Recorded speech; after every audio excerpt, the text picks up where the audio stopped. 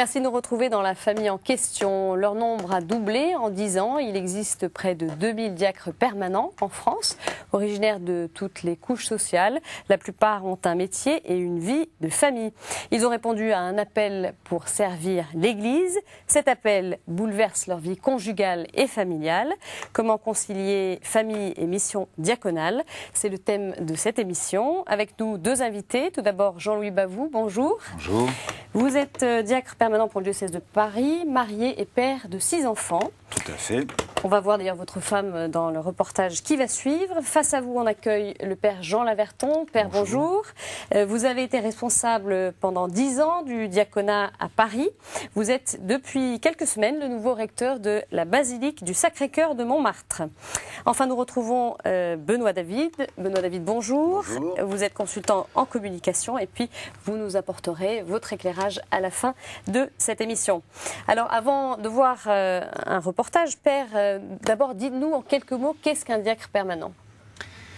Eh bien, c'est un diacre, hein, et donc les diacres existent depuis le début de l'Église, mais de manière permanente, ils avaient disparu, comme état permanent, vers le 9e, 10e siècle. Ils sont réapparus après le Concile. Ils sont réapparus par une décision du Concile Vatican II, qui a voulu comme redéployer le sacrement de l'ordre.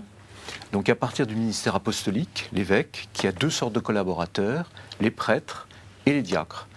Et le Concile a voulu que le diaconat existe de manière permanente, comme le presbytérat, comme les prêtres. Alors, je vous le disais, on va avoir un reportage sur votre femme, Jean-Louis. La femme d'un diacre a une place particulière. Il faut savoir qu'elle doit dire oui à l'ordination de son mari. On va voir dans ce reportage de Laure Vintroux le rôle discret de votre femme, mais néanmoins essentiel à votre ministère. Regardez. Jean-Louis est diacre. Alors, comme tous les dimanches, il revêt son orgue. Pendant la messe, sa femme Martine, elle, sera seule dans l'assemblée. Pendant ce temps, Martine est comme tout le monde, une baptisée lambda. C'est après la messe, lors d'un pot de rentrée aujourd'hui, que Martine reprend son rôle d'épouse de diacre. C'est vrai que tout ce qui est repas, on va dire que c'est service diaconal. Ouais. Mais ouais, j'aide mon mari à remplir ce service diaconal, en restant moi-même. Le rôle d'une femme de diacre, c'est pas seulement de repasser ses aubes. D'ailleurs, la mienne ne se repasse pas, mais c'est plus de l'aider spirituellement, à prier ensemble, prier l'un pour l'autre, lui quand il baptise, quand il marie par exemple. Voilà, c'est plus un partage spirituel qui ne fait qu'apporter beaucoup de profondeur à notre mariage. Même si Martine soutient son mari dans ses tâches diaconales, son rôle d'épouse de diacre, elle le vit en retrait, dans l'ombre. On a tout à fait notre place, mais elle n'est pas publique, elle n'est pas notre place à sa place, quoi. C'est-à-dire? C'est-à-dire que moi, c'est vrai que l'image qu'on a, c'est l'image de Marie, l'image qui ressasse dans son cœur, qui prie, qui te confie, qui fait son petit travail tranquillement. Mais ce travail qui prend tout son sens, sûrement encore plus quand c'est ancré en Christ, quoi. Bon, ça y est, j'ai fini mon homélie, là je peux te la lire pour que tu me dises un peu... Ouais. Ok, vas-y, je t'écoute. Martine est une précieuse collaboratrice pour Jean-Louis. Mais cela va dans les deux sens.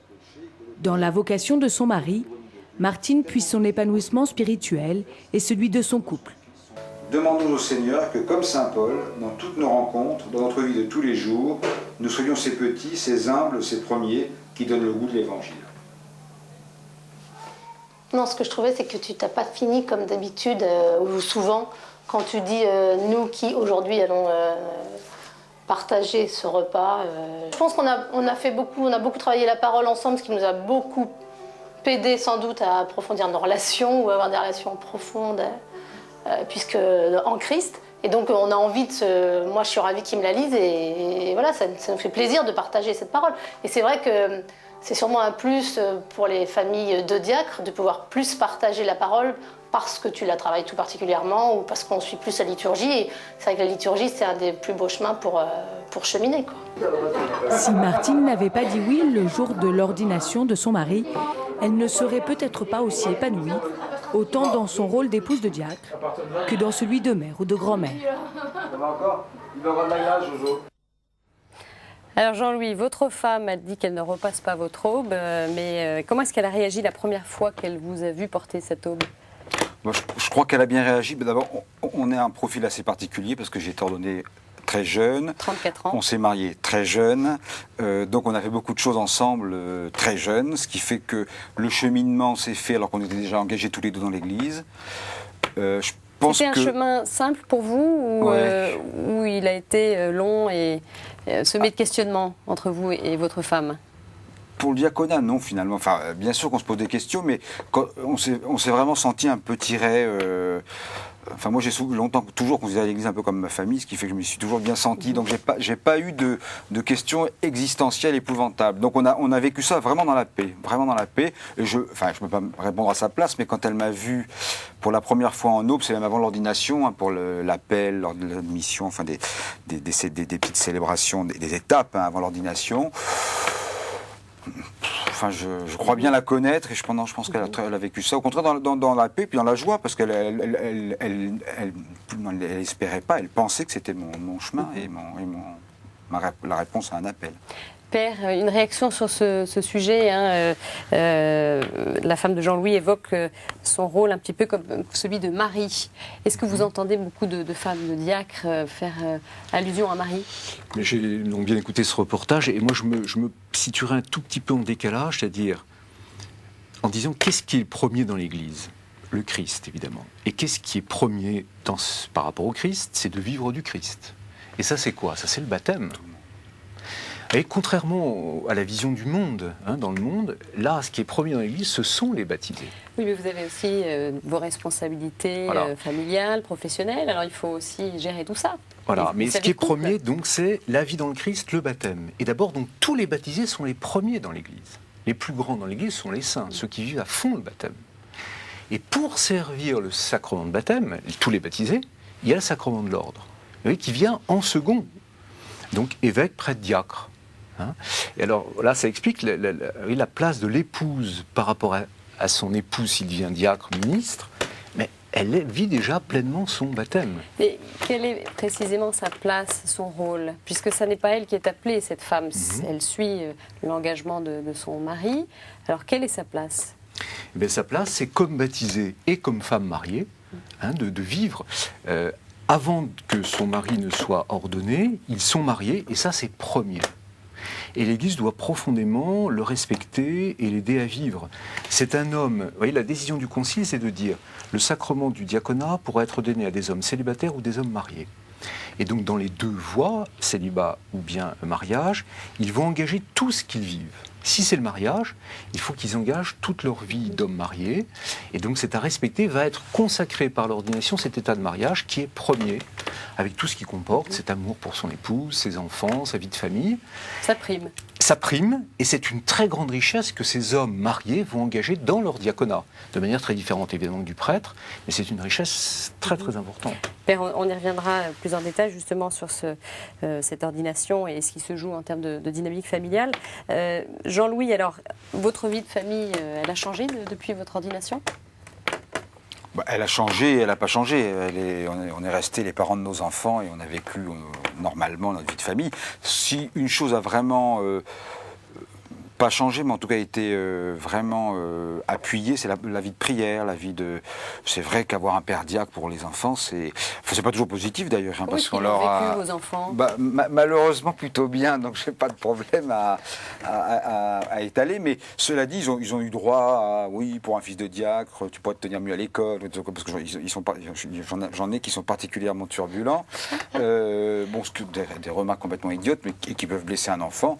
Dans ces cas-là, vous les aidez? Qu'est-ce que vous leur dites s'ils ont ce genre de réflexion à l'école? Je donne raison à mon enfant contre le prof, et puis voilà, tout va tout de suite mieux.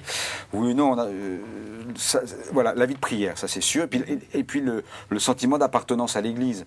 C'est vrai que je pense que mes enfants ont eu la grâce de rencontrer peut-être plus de prêtres que la moyenne des enfants, plus Il y avait un environnement. plus de célébration un environnement ecclésial peut-être plus, mais pas, j'espère pas étouffant. Et oui, je pense qu'ils sont un peu tombés dans la potion, dans la marmite. Là, Alors les adolescents à un moment ont dû être un peu rebelles, non, par rapport à la messe, de vous voir en aube le dimanche devant les copains, non? Certains vont à la messe ailleurs que dans ma paroisse. Ils n'ont pas fait de rejet particulier. Ah, de rejet jamais, mais par contre ils vivent leur foi tous de façon très très différente, mais pour l'instant ils sont tous croyants oui, de façon très différente. Des classiques, des moins classiques, ils ont oui, une façon de vivre leur foi différente, mais ils sont tous restés. Mais j'ai jamais eu de révolte. Mais ce qu'on a fait, alors ça c'est très très personnel, très particulier à la famille, mais on a toujours partagé la parole ensemble depuis qu'ils sont tout petits. Et donc, je crois que c'est peut-être ça qui les a maintenus un peu dans le... Alors, comment est-ce que vous arrivez à mener vie professionnelle? Vous êtes médecin, donc c'est quand même un métier qui est prenant. Vie familiale, bien sûr, et ecclésiale. Est-ce que vous n'avez pas de temps en temps la tête sous l'eau? Je l'ai tout le temps. Absolument tout le temps. Si, j'ai tout le temps l'impression de boire un peu la tasse, ça c'est sûr. Mais c'est une façon de vivre, dans l'urgence, et moi j'aime ça. Mais c'est un peu difficile pour votre femme de temps en temps? Elle me voit peut-être pas autant qu'elle voudrait me voir. On a un ministère, ce qu'on m'a confié au niveau de la mission principale que j'ai dans le diocèse, je la partage avec ma femme. Donc on se voit quand même au moins pour ça, ce qui est déjà pas mal. Et puis bon, les week-ends, je suis relativement pris, mais on se voit. Non, on a réussi à trouver bon, c'est vrai que je mélange un petit peu tout. Je confesse un peu dans mon cabinet et je fais des consultations sur le parvis de l'église, mais ça fonctionne. Mais tout s'interpénètre, et c'est à mon avis. Et en plus, je suis pas du tout organisé, et je crois que c'est ça qui me sauve, parce que si j'étais très organisé, là, je pense que je serais très paniqué et que je pourrais. Vous n'arrivez pas à suivre la lettre de votre agenda. Alors, au niveau de votre vie de couple, comment est-ce que cette mission a influencé votre vie à deux? Alors, sachant que votre femme en parlait dans le sujet, elle parlait de cette dimension de prière qui vous a enrichi. Il y a dû y avoir des choses peut-être moins évidentes. Comment ça s'est vécu, cette étape-là du diaconat? Je crois que ce qui a un petit peu changé dans notre couple, c'est que je suis devenu, entre guillemets, un peu un homme public. Et c'est vrai que c'est pas toujours facile à vivre. En plus, étant médecin dans le quartier, voilà, donc ça a un petit peu compliqué les choses. D'autant plus quand Martine parlait de Marie, donc de ce côté un petit peu un d'effacement, de méditer plus dans son cœur que d'être toujours au premier plan. Là, ça la relègue vraiment au second plan. Et évident, je pense que c'est pour elle que ça n'a peut-être pas toujours été facile à vivre, mais en tout cas, elle ne l'a jamais exprimé. Donc, je pense Elle a pris sur elle. Oui, je pense que... au fond du fond, elle l'a pas si mal vécu que ça. Mais s'il y a eu une difficulté, ça a été celle... Enfin, s'il y a une difficulté encore aujourd'hui, ça doit être celle-là. C'est pas toujours simple je peux pas marcher dans la rue, entre mon cabinet, mon domicile et mon cabinet, et la paroisse, c'est un parcours du combattant. Enfin, dans le bon sens du terme. Alors, Père, on revient à cet engagement de la femme aux côtés de son mari diacre. Alors, il faut savoir que l'évêque demande à l'épouse, il y a une formule précise, acceptez-vous les appels et les grâces qui s'en suivront pour votre vie conjugale et familiale. C'est lors de la célébration de l'ordination. Alors, pourquoi est-ce qu'il faut ce consentement de l'épouse? Et bien justement, pour respecter ce don premier du Christ, qui est le sacrement de mariage. Et donc, il faut qu'elle s'engage aussi à sa place dans l'offrande de son mari. Il y a un appel, soit le fruit d'un cheminement intérieur chez le candidat, soit un appel extérieur par un membre de l'Église qui appelle cette personne au diaconat. Et par rapport à cet appel, il faut bien sûr la réponse libre, peut-être non, peut-être oui. Et dans cette réponse, il y a comme un chemin d'intégration. Il faut intégrer tout ce que l'on est. Et précisément dans ce cas, il faut intégrer et offrir son mariage. Et alors donc il est important que l'épouse donne son oui profond, et c'est pourquoi dans le parcours de discernement, pour savoir est-ce que c'est bien l'appel, est-ce que c'est bien ce à quoi je veux répondre, l'épouse est présente tout au long du parcours de discernement pour participer au discernement, entendre, poser ses questions, dire ses difficultés, et pouvoir donner un accord éclairé et profond. Ce discernement dure combien de temps? Alors à Paris, c'est au moins 3 ans. Avant l'ordination? Avant l'ordination, assez intense, avec des prêtres, avec des diacres. Un certain nombre d'éléments sont donnés aux postulants. et pour leur permettre de se déterminer, de se situer, vous voyez, par rapport à ces éléments, et donc de faire leur discernement intérieur. Est-ce que c'est bien ce à quoi le Seigneur m'appelle, et est-ce que je veux m'y offrir et répondre? Et puis de son côté, l'Église aussi discerne. Est-ce que telle personne est vraiment appelée au ministère diaconal? Alors la femme n'est pas appelée, hein, c'est son mari qui l'est, mais elle s'engage, et à quoi dans le fond? Qu'est-ce qui est attendu d'elle?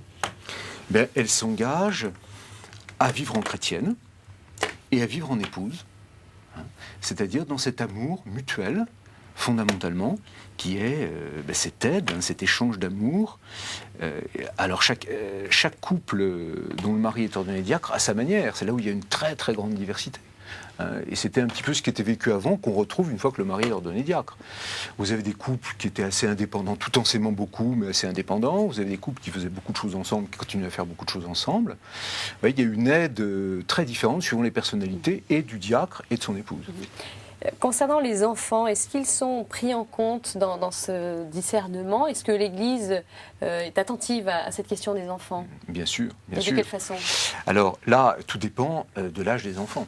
Hein, parce qu'évidemment, la chose est très différente s'ils ont 8 ans, s'ils en ont 25. Bien sûr.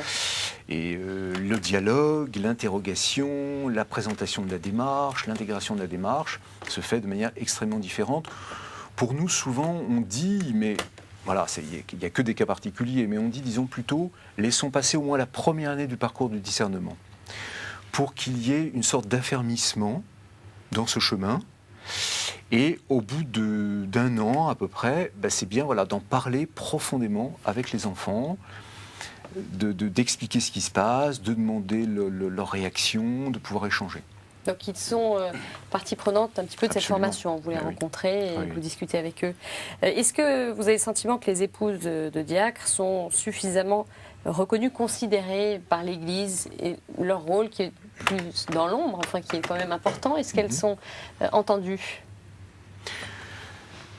Peut-être pas assez, mais je dirais peut-être ça, c'est, oui, on peut dire ça, je crois, un peu vrai, peut-être de toutes les femmes dans l'Église. Hein, peut-être qu'on ne les entend pas assez, qu'on ne les écoute pas assez.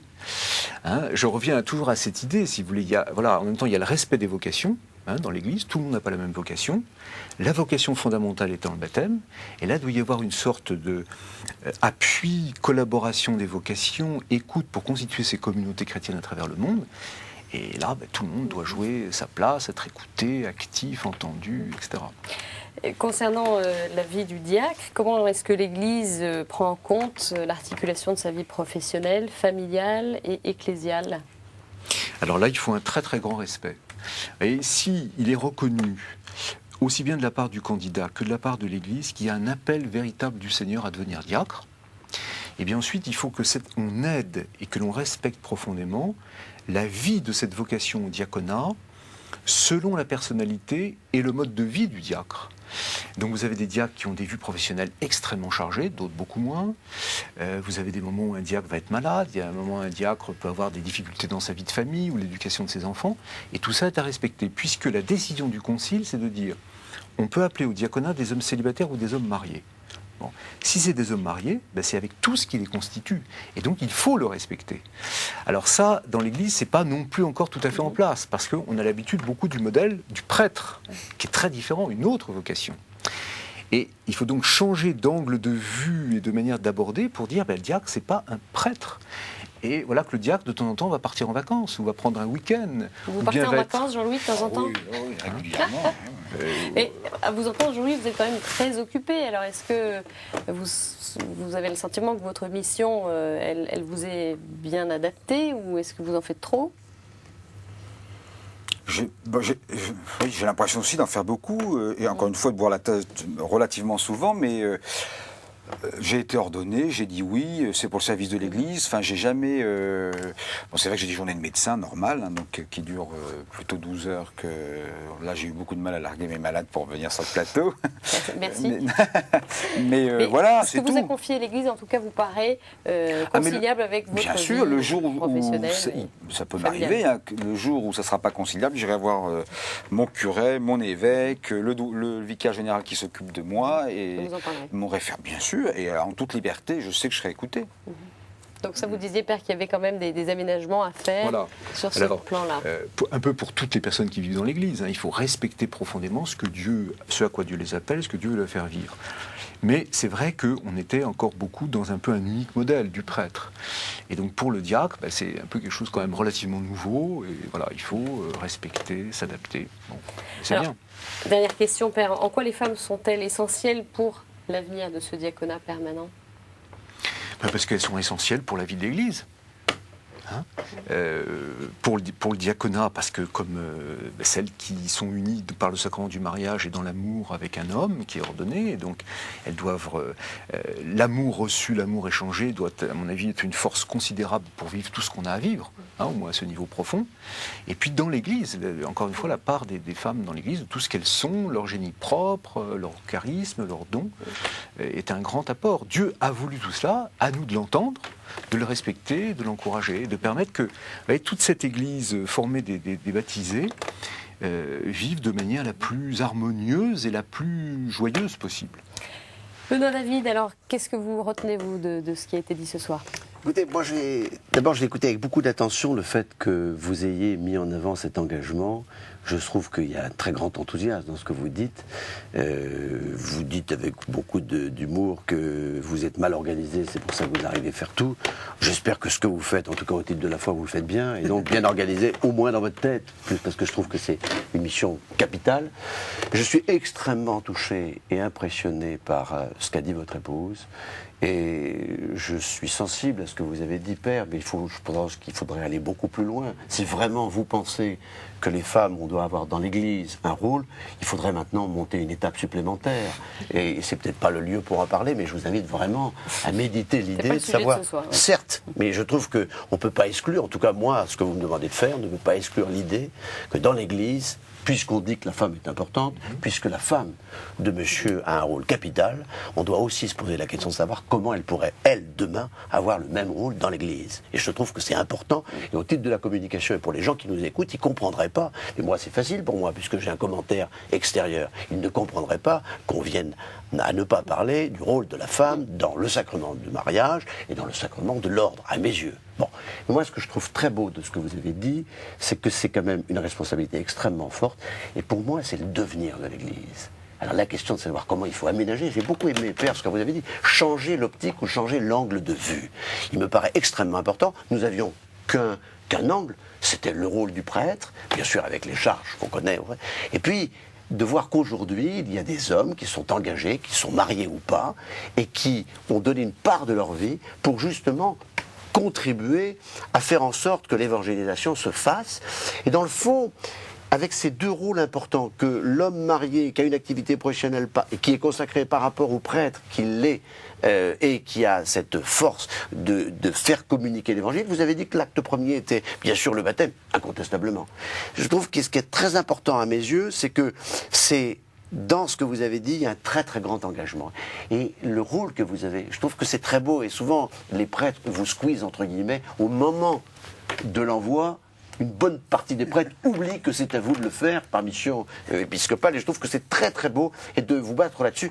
Et c'est des gens comme vous, avec cet engagement et dans cette communion qu'il existe entre les prêtres d'un côté, les évêques, et puis les diacres mariés, permanents ou non mariés. Je trouve que c'est magnifique parce que c'est, à mon avis, la main tendue pour le futur de l'Église. La question est, comment faire que ces hommes, dont ils ont se senti appelés, ou même ce que vous avez très joliment dit, parce que je trouve que c'est très beau de l'avoir dit, c'est aussi l'Église qui peut leur demander. Je trouve que ça, c'est très important ce que vous avez dit.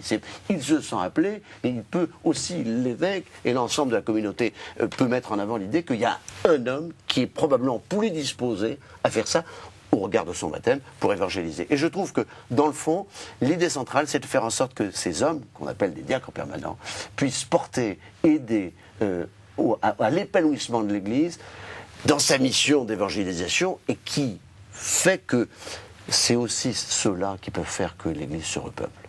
Et je trouve que c'est très très important. Moi je vous dis bravo, et surtout de prendre en compte tout ce que fait votre épouse autour de vous avec beaucoup de retrait. Et je trouve que c'est très important dans le cadre de votre couple naturellement, pour mettre en avant l'idée que c'est quelque chose d'exemplaire, et l'exemple se voit et se partage. Merci beaucoup Benoît David. Alors pour poursuivre sur ce sujet, avant de nous quitter, un livre très bien fait, Le Diaconat permanent de Bruno Dumont et Daniel Moulinet, paru aux éditions du Cerf. Et puis signalons également le rapport sur le diaconat, quelle place pour les diacres dans la proposition de la foi aujourd'hui, également très bien conçu d'Alain Desjonquières, secrétaire du comité national du diaconat. Ce rapport, vous pouvez le commander en appelant au 02 41 75 60 45 ou par mail à l'adresse librairie@bellefontaine-abbaye.com. Il coûte 15 €. Voilà, merci à tous les trois d'être venus sur ce plateau. Vous pouvez retrouver cette émission sur le site de KTO, ktotv.com. À la semaine prochaine.